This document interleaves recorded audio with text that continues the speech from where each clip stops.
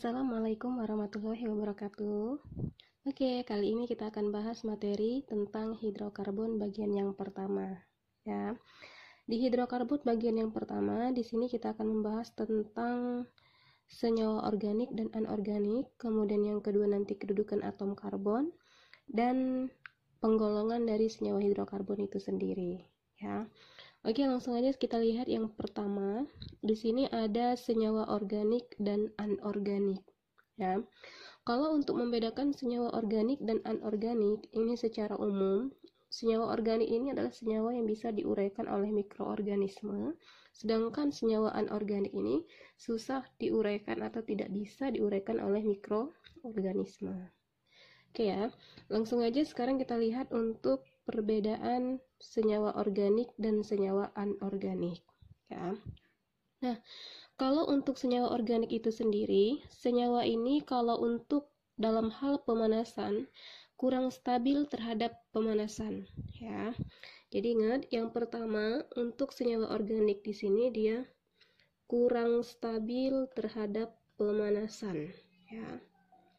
Kurang stabil terhadap pemanasan. Nah, ini yang pertama. Oke ya. Nah, kalau kita lihat dari kata-katanya organik dan anorganik ya, artinya di sini mereka berbanding terbalik ya.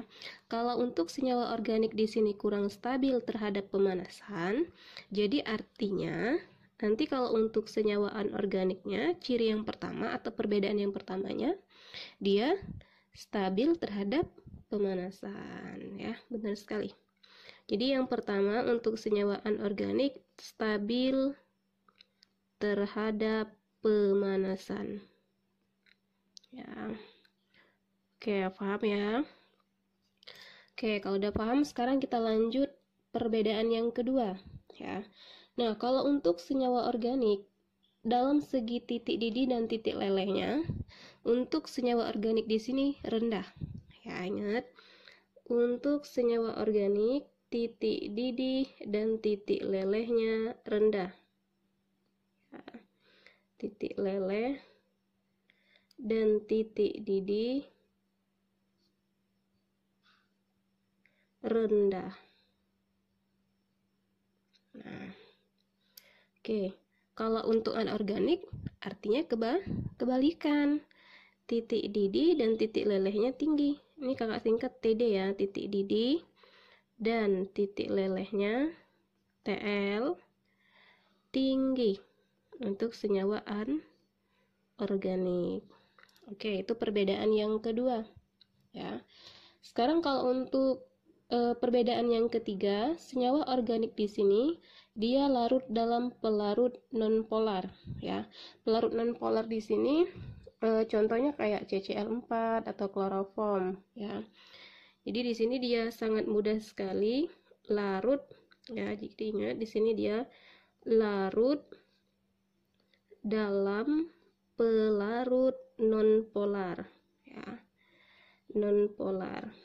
Ibaratnya itu kalau kita untuk mengerti arti polar ini dalam bahasa kita sehari-hari, polar itu contohnya air ya. Kalau non polar contohnya kayak minyak ya. Jadi antara air dan minyak itu enggak bersatu ya. Nah, kalau untuk organik dia larut dalam pelarut non polar, anorganik berarti dia larut dalam pelarut polar, kebalikan kan? Larut dalam pelarut polar. Oke, paham ya? Itu perbedaan yang ketiga ya. Nah, untuk perbedaan yang keempat, senyawa organik itu sendiri dia dalam hal reaksi di sini dia berlangsung lambat ya. Jadi untuk reaksinya lambat.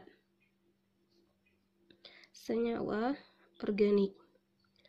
Untuk senyawa anorganik dia reaksinya cepat. Reaksinya berlangsung cepat. Oke, paham ya di sini untuk senyawa organik, perbedaan senyawa organik dan anorganik. Nah, di sini kan pokok bahasan kita tentang senyawa hidrokarbon. Ya, jadi kalau untuk senyawa hidrokarbon di sini adalah senyawa yang mengandung atom hidrogen dan atom karbon.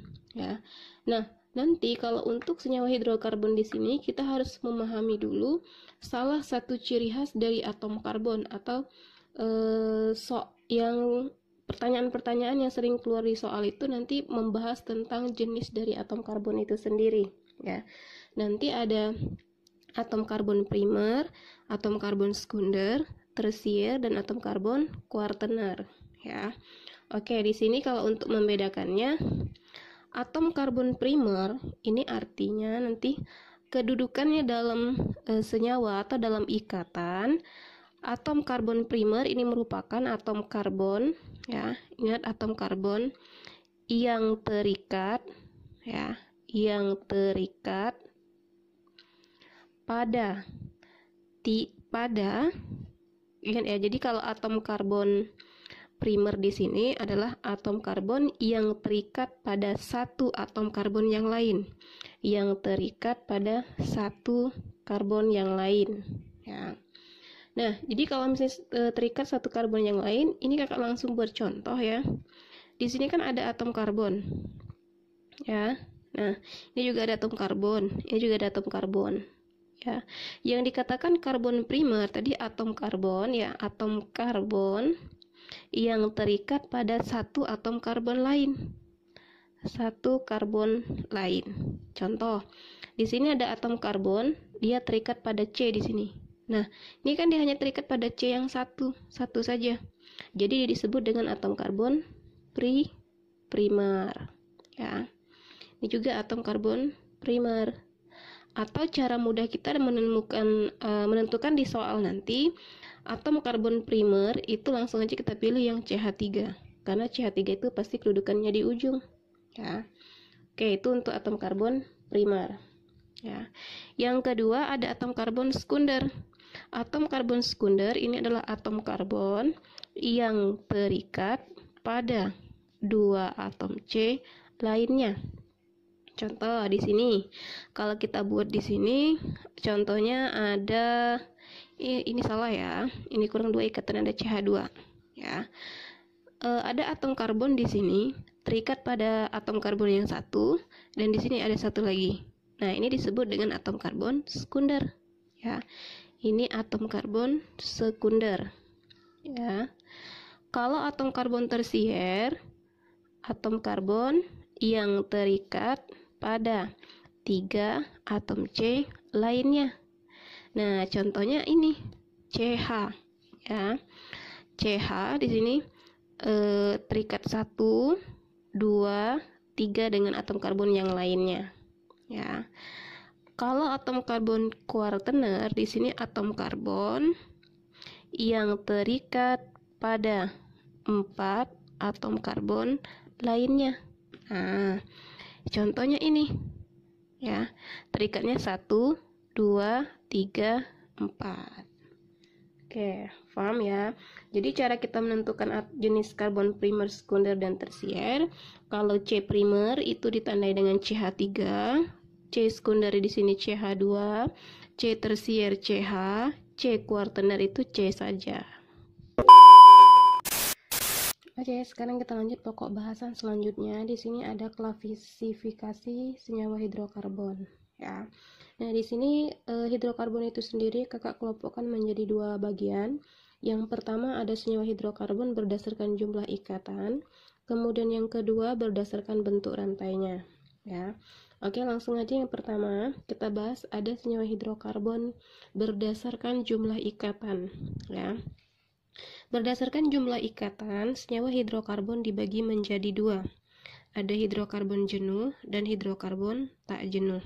Ya, hidrokarbon jenuh adalah hidrokarbon yang mempunyai ikatan tunggal. Ya, jadi di dalam strukturnya nanti hanya ada ikatan tunggal. Ya, nah yang termasuk senyawa hidrokarbon jenuh dibagi menjadi 2. Ada alkana,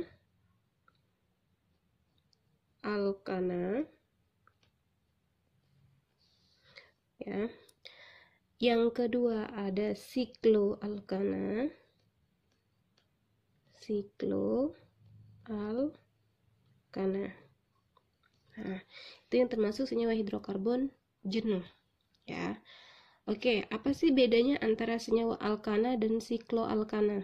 Ya, kalau senyawa alkana di sini senyawa yang mempunyai ikatan tunggal dan terbuka. Ya, contohnya dalam strukturnya nanti seperti ini. Ada CH3, CH2, CH3.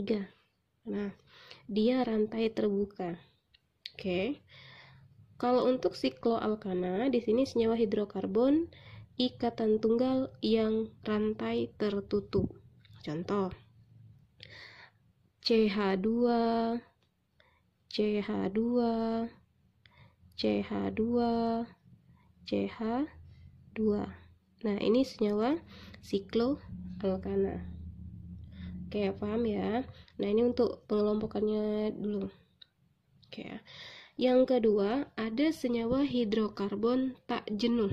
Ya, tak jenuh di sini minimal di dalam strukturnya nanti harus ada ikatan rangkap. Ya. Nah, untuk senyawa hidrokarbon tak jenuh itu sendiri nanti kita bagi menjadi dua. Ya, yang pertama ada kelompok senyawa alkena. Ya, nah alkena di sini senyawa hidrokarbon tak jenuh yang bagian ikatan rangkap dua. Oke ya. Yang kedua ada alkuna. Nah, alkuna di sini ikatan rangkap 3. Oke. Jadi minimal nanti dalam strukturnya untuk alkena harus ada satu ikatan rangkap 2. Ya. Alkuna harus ada minimal satu ikatan rangkap 3. Oke, contohnya seperti ini. CH3, CH rangkap 2, CH2. Ini contoh alkena.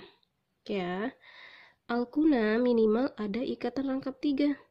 CH3, C rangkap 3, C, CH. Oke. Itu yang termasuk hidrokarbon tak jenuh. Jadi ada 2. Oke ya. Nah, itu berdasarkan jumlah ikatan. Oke, sekarang jenis hidrokarbon yang berdasarkan bentuk rantainya. Ya, berdasarkan bentuk rantainya, senyawa hidrokarbon di sini kita bagi menjadi 3.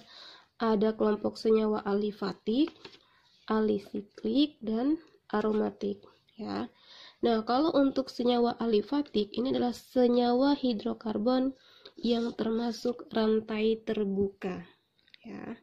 Jadi ingat hidrokarbon alifatik ini rantai terbuka.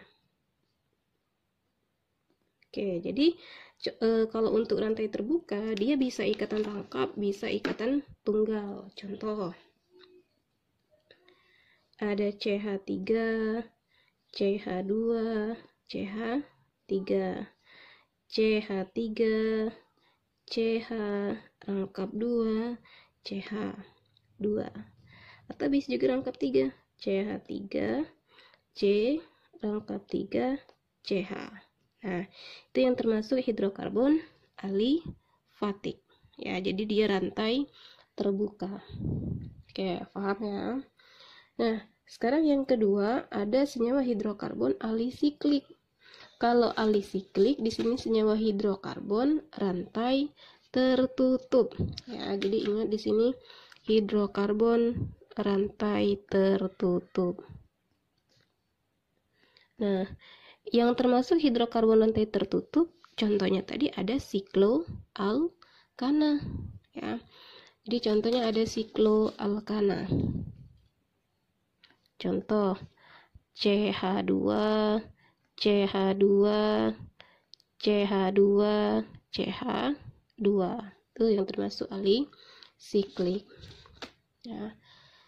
Oke, paham ya? Yang ketiga ada senyawa aromatik. Senyawa aromatik di sini adalah senyawa yang mempunyai 6 karbon dengan ikatan rangkap selang-seling. Ya, jadi yang termasuk senyawa aromatik contohnya ada benzena. benzena, atau nanti termasuk juga keturunannya. Ada contoh benzena,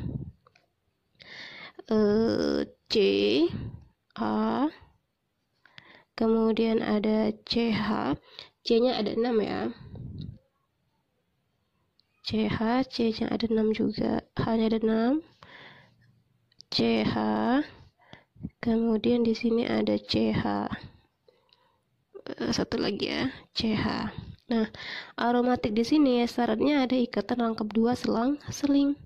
Tunggal, rangkap 2, tunggal, rangkap 2, tunggal, rangkap 2. Nah, atau sering dibuat kalau untuk aromatik siklik. Nah, seperti ini ya. Inilah yang disebut yang termasuk kelompok senyawa aromatik. Salah satu contohnya benzena.